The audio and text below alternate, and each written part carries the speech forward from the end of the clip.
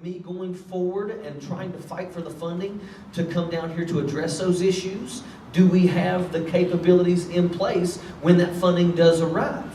We are going to have to, figure out how we can step up to the plate and make this happen. But I think that there's a lot of things that we must have in order to do that. I keep saying no Fortune 500 company will come here because they have to go back in time. Nobody wants to invest in an area where they feel that if they bring their family here, their children are not going to be able to compete on a national level because of our education system.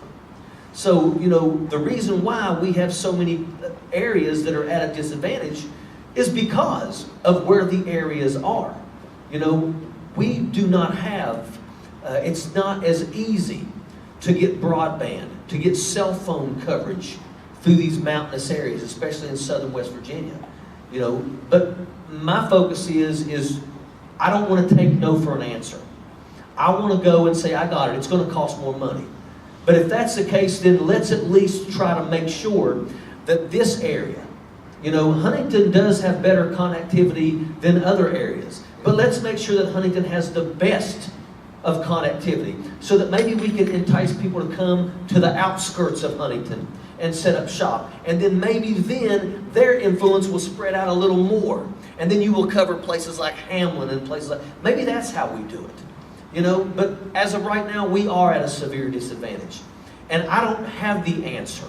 But I do know that we can't just accept it, that we live in a mountainous area we just don't get. Because that's not the way it's going. We got to figure out how we can. We got to figure out how we can bridge the gap with the prosperity versus the poverty that we have here. And we just can't give up. Back here? I could just make a quick comment. I also think that West Virginia would be well served by a strong ambassador for the state to tell the story in the district. I'll tell you, when I first met Richard, he said, I want to come to Silicon Valley. And, it was what, 2 or 3% in the polls, and Tim had pointed out that this is the type of candidate that is thoughtful.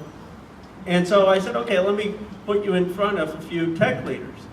And let me tell you something. I asked some of those tech leaders, one who started Y Combinator, what did you think of Richard Ojeda? They said he held his own. He was proud. He said he wasn't asking for charity. He said, this is why you have a business case. Here's our talent. Here's the investment. You need someone who's going to go tell the positive story of the economic opportunity in West Virginia. Is going to be a salesperson for West Virginia around the country to attract the capital.